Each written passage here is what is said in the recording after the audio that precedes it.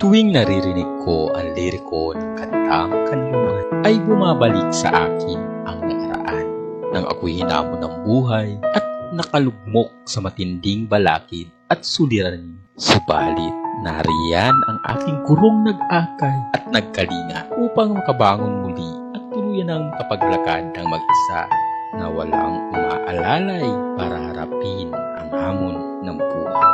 Teacher kung ako'y tawagin, tungkuling hindi ko mawari kung bakit naging akin. Sir, ang bukang bibig ng bawat batang nasasalubong ko sa umaga't hapon, pandemyang nagpabago sa buhay ng nakararami at pati sa akin.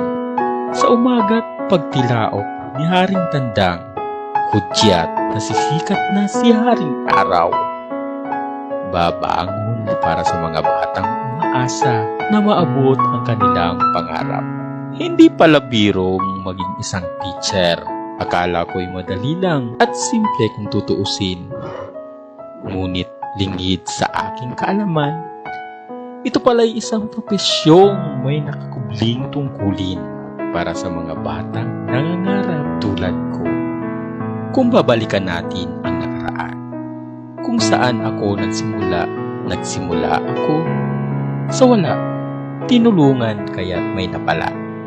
Siya ang aking idolo ng batang nangangarap tulad ko. Sa bawat paggising ko sa umaga, inspirasyon ko siya. Nariyan na naman ang boses niyang umaalingaw-ngaw sa apat na sulok ng classroom. Bilib ako sa tapang niya. Ngunit alam kong may pinagdadaanan siya. Nariyan pa rin ang pagtulong niya sa tulad kong salat at uhaw sa kalinga ng iba. Ang paghihirap mo'y aking naalala. Ikaw ang naging inspirasyon ko para kumuha ng kursong magpapabago sa buhay ng bawat isa. Kursong pang-idolo. Maestro ang gusto ko. Teacher kong idolo, ika'y magpahinga na. Ako'y hinupog na at naging biyasa.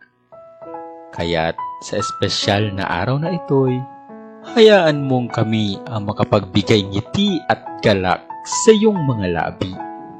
Hindi matatawaran ang inyong mga sakripisyo. Mabubuti lamang ang minamahal mo. Minamahal mong mag-aaral dahil isa kang buharang guro na nagpabago sa buhay ko at buhay naming lahat. Ikaw ang aming idolo.